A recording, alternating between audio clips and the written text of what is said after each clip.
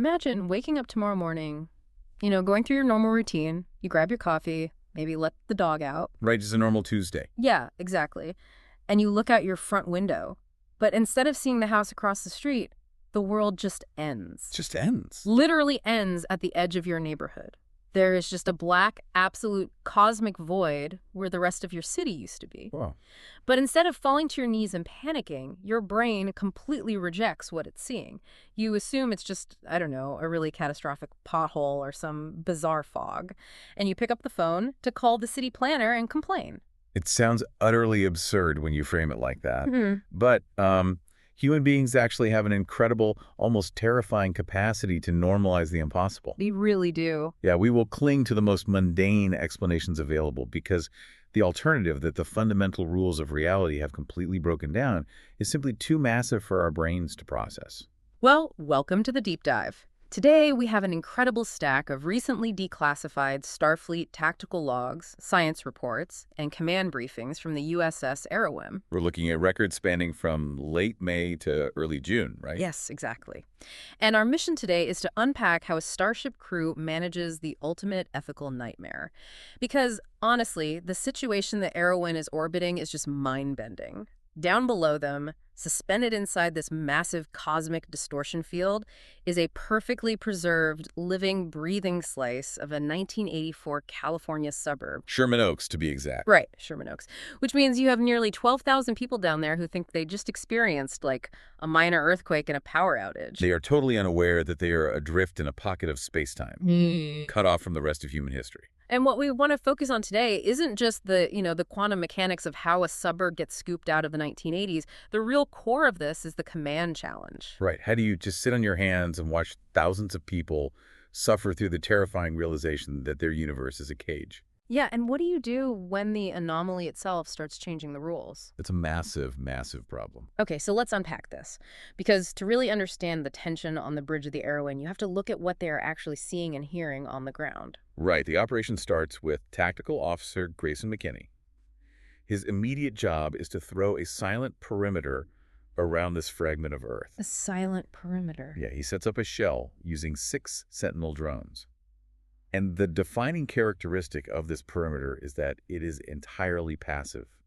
They are creating an invisible net around the distortion envelope, basically solely to watch and listen. Wait, if they are orbiting a piece of 1984 America, wouldn't the local military radar, like NORAD, wouldn't they pick up Starfleet drones? I mean, it's the height of the Cold War, right? Yeah, that is exactly why the drones have to be passive. They use signal absorption technology. Okay, so they aren't scanning. Right.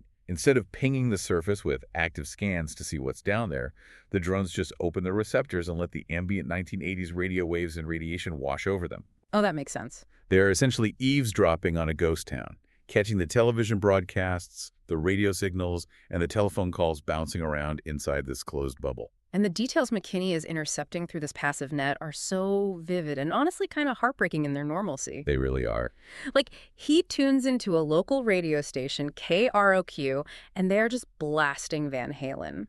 The DJ is aggressively cheerful, telling everyone listening that the tremor was just Mother Nature's way of telling you to top off the pool.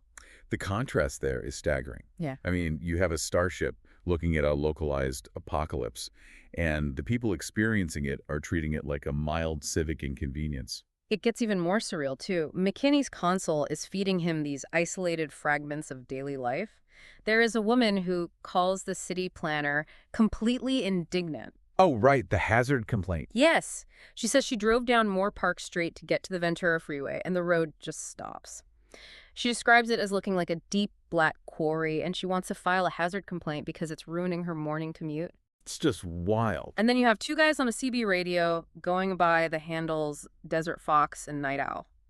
They are absolutely convinced that the power outage is because the Soviets touched off an underground nuclear test in the Mojave Desert. Which, if you think about the psychology behind that, it makes perfect sense. Blaming the Soviets in 1984 is a culturally available narrative. It's what you jump to. Exactly.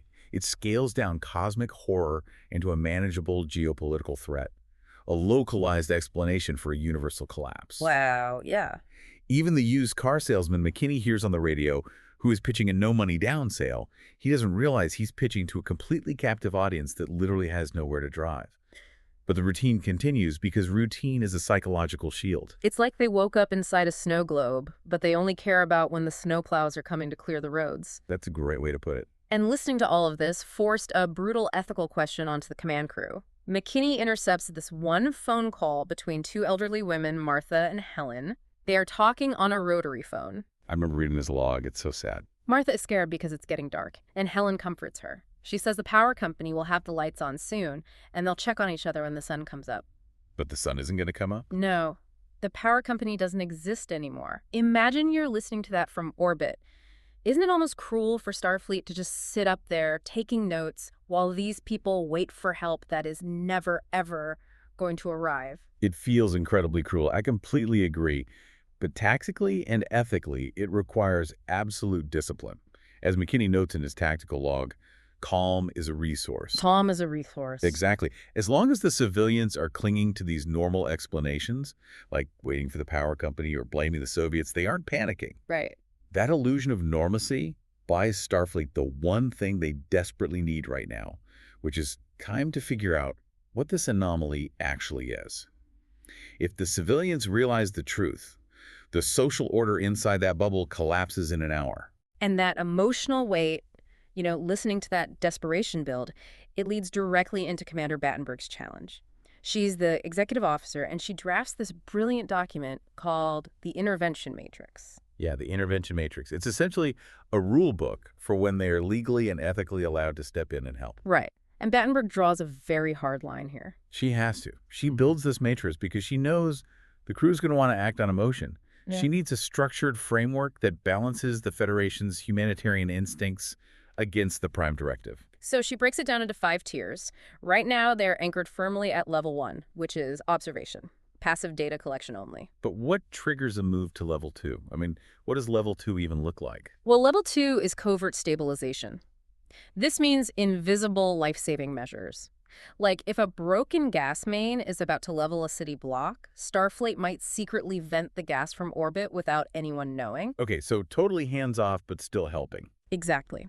Then level 3 escalates to humanitarian assistance. This is direct physical life-saving, but the crew still has to maintain operational concealment.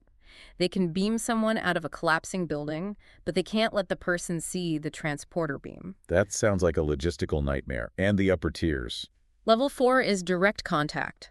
This is where they would engage with local human leaders, maybe the mayor or the police chief, but they still maintain a cover story.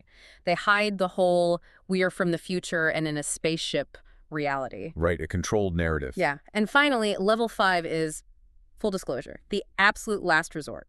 They land the ship, admit the whole truth, and deal with the fallout. The mechanics of how Battenberg decides to move between these levels is just fascinating. She doesn't just guess. She sets up specific metrics, the population survival index and the contamination index. And she is fighting tooth and nail to keep the crew at level 1, because the population survival index is currently stable. The people in Sherman Oaks are surviving the blackout. They are stressed, but they aren't dying. But the contamination index, the risk of these 1984 humans finding out about the broader universe, that is through the roof. Oh, absolutely. We have to really examine the concept of ontological shock here. The Prime Directive in this specific scenario isn't just about protecting the timeline. It is about protecting the civilians' minds. Right, because their whole reality is gone. Think about the sheer unadulterated trauma of being told that your entire universe, your history, your future, everything outside your neighborhood is gone. You are floating in deep space. It's terrifying. To drop that kind of reality-shattering information on a population is a form of profound psychological violence. Battenberg understands that concealment isn't just bureaucratic red tape. It is literally a form of mercy. So they are strictly holding the line at level 1, just watching. But Battenberg's whole plan relies on the anomaly being a closed system. Yes. It relies on the assumption that they're just dealing with a misplaced suburb. And that assumption gets blown to pieces the moment Science Officer Remington isolates a strange background static on the sensors. This is where the scientific data fundamentally alters the command landscape. They realize they aren't alone. Yeah, we get this joint report from Science Officer Remington and Engineering Officer Collingway. They are working together to decipher this automated repeating signal that's echoing from somewhere inside the anomaly. And at first it just sounds like garbled, high-pitched noise, right? Exactly. But Remington realizes that because they are dealing with a temporal anomaly, maybe the signal is experiencing temporal variance. Which means the signal is crossing from one speed of time into ours. It's essentially like playing a vinyl record at hyperspeed. It sounds like static because the data is too compressed for our temporal frame of reference. That's spot on. So Remington digitally applies the brakes. He has the computer slow the signal down to one thousandth of its incoming speed. And suddenly, the noise resolves into a voice. A voice? Wait. Yeah, a fragmented, repeating warning broadcast. And what does the broadcast actually say? It's chilling. The computer translates it as, quote, approaching vessels. Beware of dangerous temporal rifts. We are attacked by torrential force. 84 Blevins 2. They destroyed half. End quote. 84 Blevins 2. Right. And here is the massive, terrifying translation error.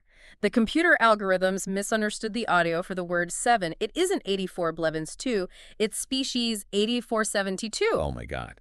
Species 8472, also known as the Undine. Exactly. For a Starfleet crew, hearing that name is a nightmare scenario. The Undine are a highly advanced, incredibly hostile alien threat from fluidic space. Their biological technology is vastly superior to almost anything in the Alpha Quadrant. Which changes everything. The fact that their specific designation is in this distress call completely upends the idea that this anomaly is just a natural, localized event involving a harmless 1984 Earth suburb. Right, because there's absolutely zero historical record of species 8472 attacking Earth in the 1980s. The timelines don't match up, the locations don't match up. But Commander Battenberg looks at the sensor data tracking where this distress signal is actually coming from, and she realizes it's not coming from the Sherman Oaks fragment at all. Where is it coming from? It's originating from a Lagrange point, trailing Earth's orbit. Okay, a Lagrange point is essentially a gravitational parking spot in space, where the pull of two large bodies, like the Earth and the Sun, equals the centripetal force required for a small object to move with them. And this specific Lagrange point is 1 astronomical unit away. That's about 150 million kilometers from where the Arawyn is orbiting the Earth fragment. Wow. This sparks a brilliant piece of deductive reasoning by Battenberg. She looked at the spatial coordinates, 150 million kilometers away, and realizes that the Arawyn has been operating under a completely false assumption. Yep. They thought the distortion envelope was just a bubble around the California suburb. But the origin of the distress beacon proves the anomaly is massive. It spans millions of kilometers of the solar system. And she uses this amazing analogy to explain it to the bridge crew. She tells them to imagine a shattered view screen.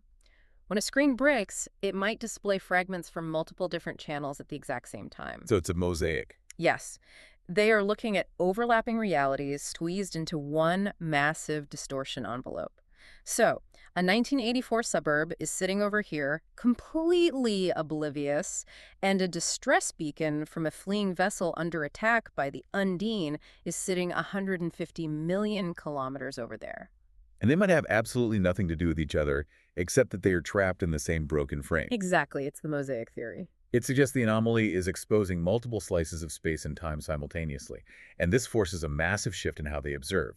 They can't just look at the suburb anymore. They have to map every single object, every energy concentration in the entire solar system-sized envelope. But, Collingway, the acting chief engineer, reacts to this the way I think a lot of people would. He hears species 8472 and immediately says, should we start preparing weapons? What if they come through the rift? What if they are already here? It's a natural reaction. And I have to push back here on Battenberg's restraint. If this anomaly is a shattered screen of infinite overlapping realities containing one of the most lethal species in the universe, doesn't preparing weapons or aggressively scanning make tactical sense? I mean, it seems like common sense to arm yourself when you hear a monster is in the house. But you have to remember the fragility of the environment. What if our intervention, or even an aggressive active sensor sweep, in one fragment, triggers a temporal collapse in another? Oh, wow. I didn't think about that. Yeah, you could wipe out the entire mosaic. So you're saying a photon torpedo might hit the Undine, or it might accidentally vaporize 1984 Sherman Oaks because the geometry of space is folded. Precisely. That is the ultimate command tension. Battenberg acknowledges the threat, but she explicitly refuses to jump to conclusions. She tells Collingway, premature certainty would be the greater risk. Premature certainty. That's a great line. Just because a beacon mentions species 8472 does not mean they are physically present in a way the Arawyn can interact with. Acting aggressively based on incomplete data in a highly volatile temporal field could be catastrophic. Her discipline holds the line. Gather more information, but do not escalate based on fear. That discipline is incredible. Starfleet is exercising extreme caution, weighing ethics, analyzing the physics of the mosaic. But while they are carefully holding the line, someone else inside the anomaly is not being so careful. Yes, the introduction of the unknown variable. You Yes. can have all the operational discipline in the fleet, but it means nothing if you don't control the board. This log is wild. We are introduced to an entity named Aster. Aster is identified in the science reports as a juvenile stage 4 of the Meridian. Okay, what is that? Well, Starfleet doesn't know exactly what that is yet, but we know he is a multidimensional entity currently passing as a 14-year-old boy. He's wearing a faded windbreaker and canvas sneakers, and he is just sitting on a neighborhood mailbox in the middle of Sherman Oaks. Just sitting there. Just sitting there. Aster is observing the humans, much like Starfleet is, but from the inside. And his internal perspective is completely alien. He notes how humans accept his presence simply because his physical projection matches their cultural expectations of a neighborhood kid. He blends right in. He's sitting there recording their interactions, their behavior, and specifically their stress markers. What does he notice? He notices that the humans are getting incredibly stressed about the fading daylight. They keep checking their watches, looking west, waiting for the streetlights to come on. Which they won't because the power is out. Exactly. So the impending darkness is a source of rising panic. Aster, being a well-intentioned entity, wants to make them happier. The environment is favorable to his abilities, and from his perspective, the request is simple. So what does he do? Well, the log describes how his people interact with reality, not by moving massive objects with gravity, but by altering local space-time tension. The phrase he uses is like smoothing wrinkles from cloth. What a profound description of reality manipulation. Smoothing wrinkles from cloth. He isn't physically grabbing the Earth to stop its rotation. He is just ironing out the fabric of time locally, so the sun's relative position doesn't change from their perspective. Right, so with no physical movement, no dramatic gesture, Aster just reaches out with his mind and stops the sun from setting. He literally halts the progression of time for the evening light. Yeah. He thinks he is alleviating their anxiety by giving them more of what they seem to want, daylight. But the reaction on the ground is terrifying. Put yourself in the neighborhood. At first, no one really notices. A little girl is playing in the sprinklers on her front lawn. But then she stops her bike. She looks west at the sun. Oh, no. She looks down at her shadow on the pavement, and she realizes her shadow isn't moving. She points it out to her dad. And right at that exact moment, someone turns up a battery-powered radio, and the announcer repeats the exact same broadcast from earlier in the afternoon. The exact same one. Yes. Tuesday, May 15th, 1984. The exact same weather report, the exact same joke, the exact same Cyndi Lauper song begins to play. Oh, man. And what happens to the stress markers Aster was trying to reduce? The panic instantly skyrockets because the fundamental rules of reality are visibly broken, and the civilians finally know it. The illusion of the earthquake, the comfort of the pothole explanation, the idea that the power company is coming, it's all gone in an instant. And how does Starfleet see this unfold from orbit? Cut to the Arawyn's bridge. Captain Corbin is watching the planetary sensors. The planet itself is still rotating normally. The orbital mechanics of the solar system are fine. But operations reports that inside the Sherman Oaks fragment, the visible sunset has been artificially frozen in place for 26 minutes. Wow. This is the absolute turning point. This single event changes the entire operational paradigm for Captain Corbin. Because it proves it's not a natural anomaly anymore. Exactly. A natural temporal fold doesn't selectively freeze the sunset while allowing atmospheric motion, gravity, and civilian movement to continue normally. Right. This level of granular precision proves it is an engineered space. And external influence is actively manipulating conditions inside the envelope. It's Aster, smoothing the wrinkles. But Starfleet doesn't know Aster is down there. All Captain Corbin knows is that someone or something is pulling the strings.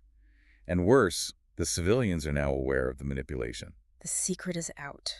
The ontological shock that Battenberg's intervention matrix was designed to prevent is starting to spread. Not because Starfleet was careless, but because of this unknown entity's well-intentioned meddling. Which forces Corbin's hand. If you're listening to this right now, put yourself in Captain Corbin's shoes.